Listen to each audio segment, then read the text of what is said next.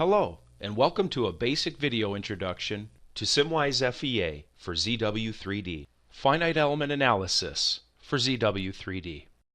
In this video demonstration, we'll look at the basic steps involved in setting up and analyzing an FEA. That involves assigning proper material properties, proper loads and restraints, meshing the model, and then finally post-processing the results. We'll model a simple bracket being restrained at 2 bolt holes and the bottom cutout, and we'll apply a torque acting on the bearing hole. Here we are inside the SimWise FEA for ZW3D interface with a simple bracket part. We'll begin by defining the direction of gravity for the model. The direction is indicated by the cyan-colored arrow on the orientation indicator. We'll also specify the length units to be meters. Later on, when we define a torque, our units will be in Newton meters. Next, we'll define the material for the bracket. We can choose from a library of materials built directly into the program, or we can custom define our own materials. Next, we'll apply restraints. We'll begin by applying fixed restraints. Later, we'll change these restraints to be normal to their respective faces.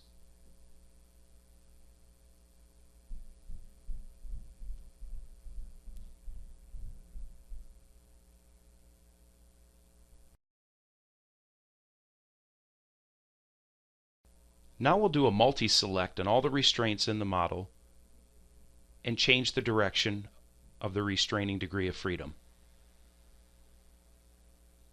Next, we'll define the torque that will represent a shaft applying load on the bearing hole. We'll have to change the direction of this torque so it's acting about the proper axis. In this case, we'll choose the global reference frame and assign a torque of -50 Newton meters about the axis. Next, we'll mesh the part.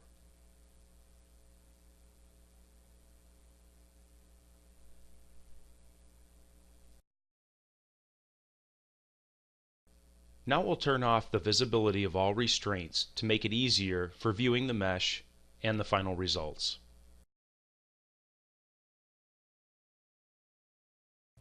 Now we'll solve the FE analysis.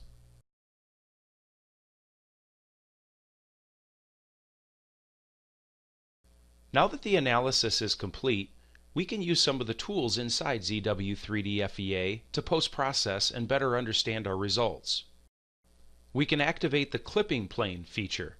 This feature allows you to section a plane through the part, change the orientation or the position of it to allow you to get inside the body and see the stresses and the displacements internal to the part. Next, we'll look at the isosurface tool. This tool allows you to view internally through the part stresses above or below a specified value.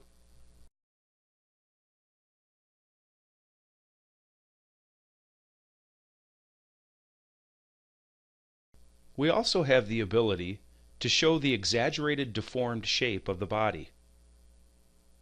We can also animate this deformed shape.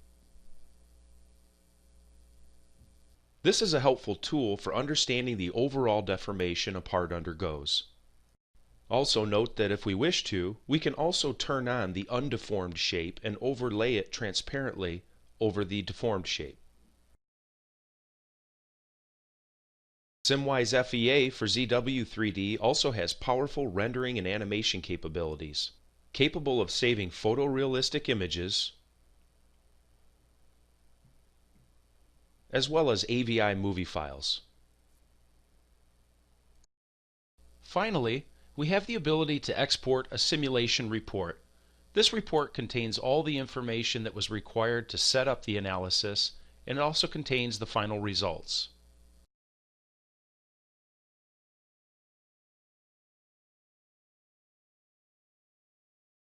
Before we conclude this demonstration, it is important to note that SimWise FEA for ZW3D also models assemblies, allowing parts to interact with one another. This means that things such as weldments and bolted assemblies can be modeled when it is not possible to analyze a part just by itself.